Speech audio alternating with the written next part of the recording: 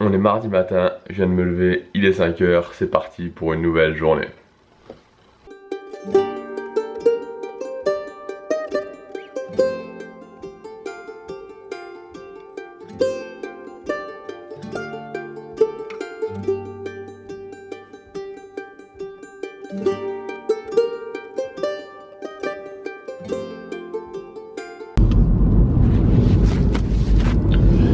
À la base cet été, je voulais partir en Chine.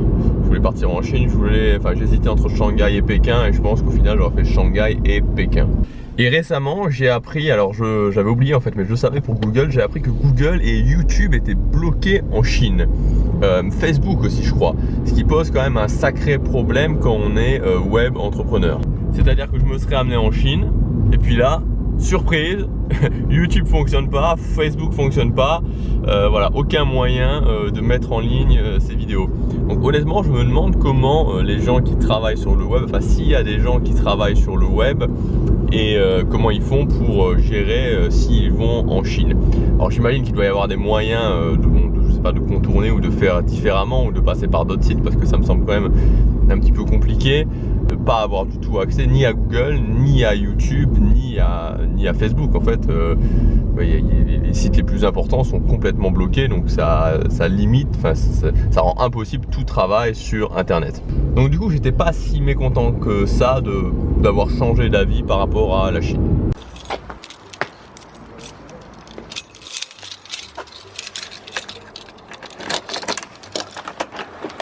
On va se mettre au montage. C'est parti.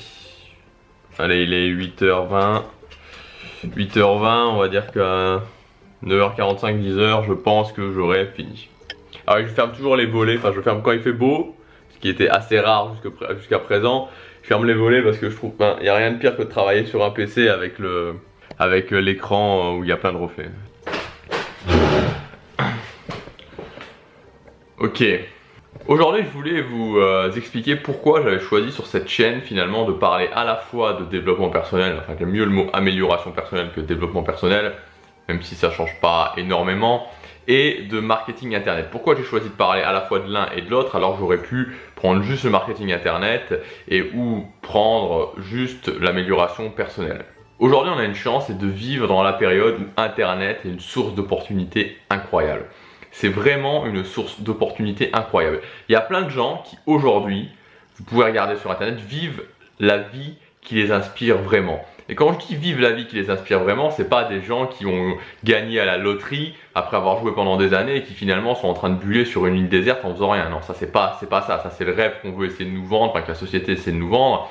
Mais c'est plutôt des gens qui font ce qui leur plaît au quotidien, qui ont designé vraiment leur vie pour vivre selon leurs valeurs. Ils font ce qui leur plaît au quotidien, ils peuvent être libres géographiquement, ils peuvent bouger un peu partout dans le monde pour ceux qui veulent, voilà. Enfin, en tout cas, une vie qui les nourrit vraiment, une vie où ils vivent leur passion, ils vivent leurs valeurs. Et parallèlement à ça, donc, il y a plein de gens qui se disent, mais si eux y arrivent, s'il y a ces centaines de personnes qui y arrivent, pourquoi moi j'y arriverai pas? Et c'est un excellent raisonnement, c'est-à-dire que si plein de gens y arrivent, pourquoi on ne peut pas y arriver? Qu'est-ce qui fait la différence entre ces gens qui arrivent et d'autres qui n'y arrivent pas? Et justement, l'entrepreneuriat notamment sur internet, donc en utilisant le marketing internet, c'est une formidable occasion d'arriver à ça.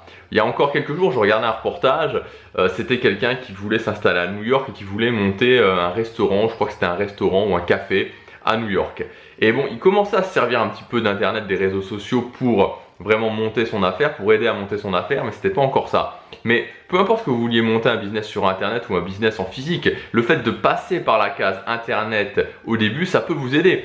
Si vous créez une audience sur internet, si vous vendez déjà des produits sur internet, si vous êtes crédible sur internet, que vous avez vraiment une crédibilité sur internet, vous allez pouvoir trouver des investisseurs plus facilement parce que ça vaudra tous les business plans. S'il y a déjà plein de gens qui vous suivent, si déjà votre projet est validé, ça va être beaucoup plus facile. Vous allez aussi pouvoir récolter plus facilement avec le financement participatif. Si vous voulez par exemple ouvrir un café. Ce fait de passer par la case internet, c'est de toute façon une opportunité incroyable. Parce que avant, quand vous vouliez avoir 150 000, 200 000 euros pour monter votre business en physique, c'était quand même très compliqué. Et dans la situation actuelle avec les banques, je pense que c'est encore plus compliqué si on ne prouve pas avant sa valeur. Donc d'un côté, on a ce marketing internet qui permet vraiment, enfin qui est une opportunité incroyable. Je trouve vraiment que c'est une opportunité juste géniale. Et d'un autre côté, on a l'amélioration personnelle.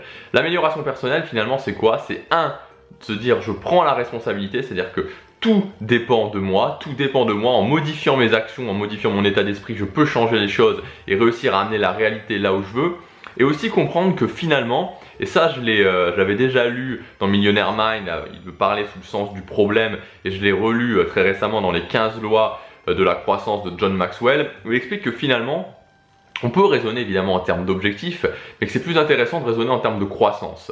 C'est-à-dire que quand on veut atteindre quelque chose, il vaut mieux se dire ok, je prends la responsabilité, bon ça c'est déjà une chose, les actions c'est moi qui dois les prendre, mais aussi finalement pour atteindre mes objectifs, il suffit simplement que j'augmente ma valeur, que je grandisse en tant que personne. Si j'arrive suffisamment à grandir en tant que personne, je vais tout naturellement atteindre mes objectifs.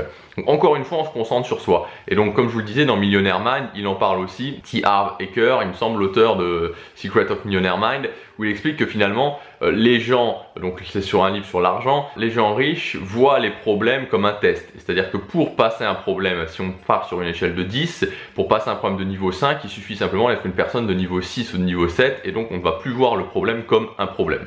Et c'est pareil pour les objectifs. Si on a suffisamment grandi, on ne va plus voir finalement, enfin l'objectif va être atteint naturellement. C'est vraiment ça l'amélioration personnelle, c'est le fait de prendre la responsabilité, prendre action et de construire sa valeur. Au début, j'étais vraiment parti pour faire quelque chose plus orienté sur le marketing internet. Je trouve que la solution n'était pas complète parce que quand on voit les gens qui veulent vraiment se lancer, les gens qui ont vraiment de la volonté, qui veulent vraiment réussir sur internet, qui veulent lancer leur business en ligne ou se servir d'internet pour lancer leur business en physique, devenir entrepreneur, on s'aperçoit qu'au-delà des stratégies marketing, au-delà du pur marketing, ce qui pose souvent souci, en premier, en numéro 1, c'est des problématiques comme la procrastination, c'est des problématiques comme l'autodiscipline, comme mettre en place des habitudes, comme réussir à prendre action, comme sortir de sa zone de confort. C'est toutes ces problématiques-là qui vont poser problème dès le départ. Parce que la réalité, c'est quoi? C'est que la réalité, très souvent, on va commencer en tant qu'entrepreneur sur internet alors qu'on est déjà salarié.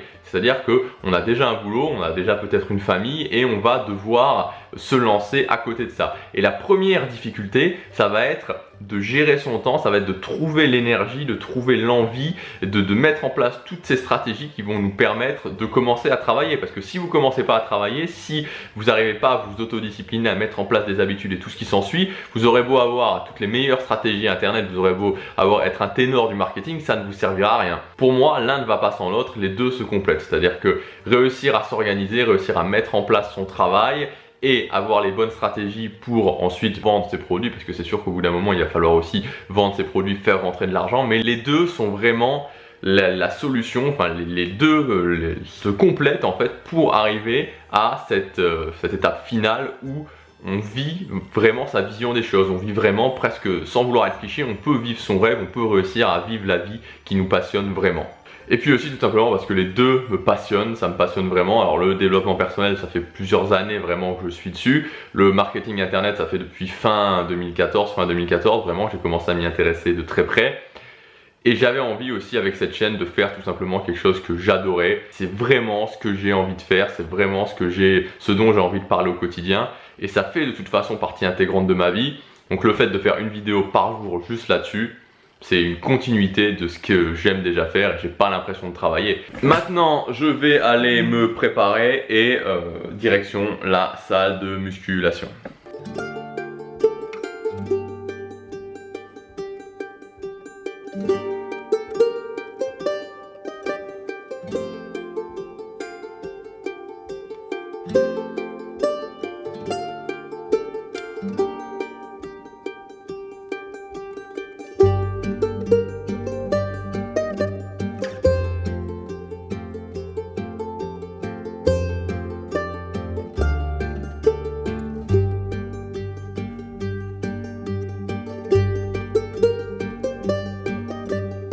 Je viens de revenir de la salle de muscu, donc aujourd'hui ça a été un peu compliqué.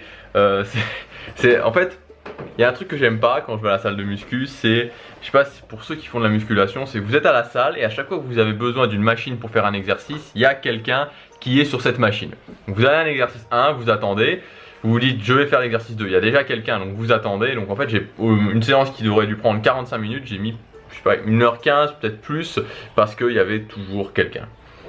Voilà, donc bon je l'ai faite quand même mais voilà, bon c'était le moment où je râle un peu.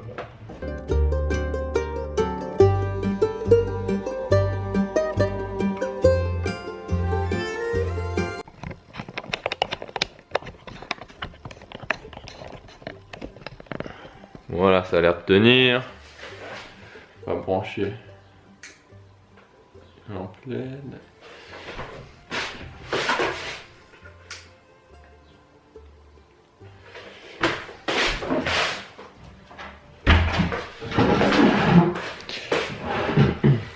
Je vais me lancer dans un test. Pour comprendre ce test, je vous conseille de regarder avant, si c'est pas déjà fait, la vidéo que j'ai fait il y a quelques jours quand j'étais justement à Disneyland Paris sur le sommeil polyphasique, parce que sinon vous comprendrez pas vraiment. Je vais donc tester pendant un mois le premier cycle du sommeil polyphasique, donc le mode, enfin le premier cycle, le mode, enfin appelez ça comme on veut, oui cycle, on peut dire cycle aussi, le mode siesta. Donc le mode siesta c'est quoi? C'est 6 heures de sommeil par nuit plus une sieste de 20 minutes qui fait un total de 6h20 de sommeil par nuit. Aujourd'hui on est le jour où je tourne cette vidéo, donc on est le combien? On est le 12, on est le mardi 12. 1, 2, 3, 4.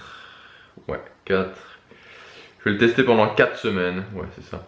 Donc je vais le tester pendant 4 semaines jusqu'au mardi 10 mai. Donc jusqu'au mardi 10 mai, je vais tester le mode siesta. Et on va voir ce que ça donne. Donc actuellement, je fais pas une sieste tous les jours. Enfin, je fais très souvent des siestes, mais pas tous les jours. Pas forcément tout le temps pile de 20 minutes. Et ça m'arrive de dormir plus. Donc je me lève tous les jours à 5 heures, mais je dors pas forcément à un rythme fixe. Je peux me coucher plus ou moins tard. Les règles de ce test vont donc être les suivantes.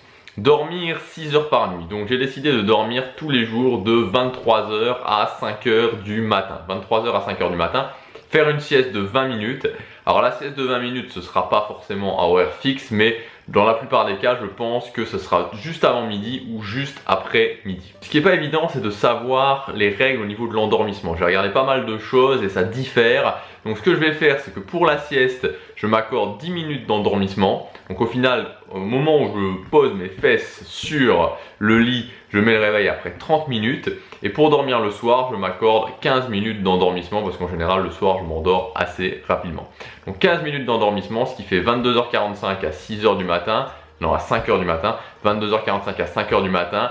Et pour la sieste, une demi-heure à partir du moment où je mets le réveil sur une demi-heure à partir du moment où je m'allonge. Évidemment, c'est possible de mettre 10 minutes d'endormissement sur une sieste parce que c'est le mode siesta. Si vous faites le mode où vous avez 2, 3 ou 4 siestes par jour, bon, c'est compliqué parce que sinon ça fait beaucoup de siestes. Bon là, je me l'accorde parce que c'est un mode avec seulement une seule sieste, un cycle avec seulement une seule sieste. Je vais voir ce que ça va donner. Si je le tiens vraiment régulièrement, je sais que je suis capable de tenir au niveau de l'heure de lever. Maintenant, il faut voir aussi pour le coucher. J'ai peur de ne pas avoir forcément assez de sommeil parce que j'ai tendance à plus dormir que ça. Je suis quand même quelqu'un qui dort pas mal. Enfin, c'est relatif, hein, quand on se lève à 5h du matin, vous allez me dire, mais globalement, je dors quand même 7 heures de sommeil par nuit plus la sieste, donc ça va être un petit peu moins. Je vais voir, peut-être que je tiendrai pas, en tout cas, je vous dirai. Si jamais je tiens et que j'ai de l'énergie, évidemment, parce que le but, c'est pas d'être un zombie, peut-être que je testerai après le cycle suivant, mais bon, c'est pas sûr. Je vais voir déjà de tester ce cycle pendant 4 semaines.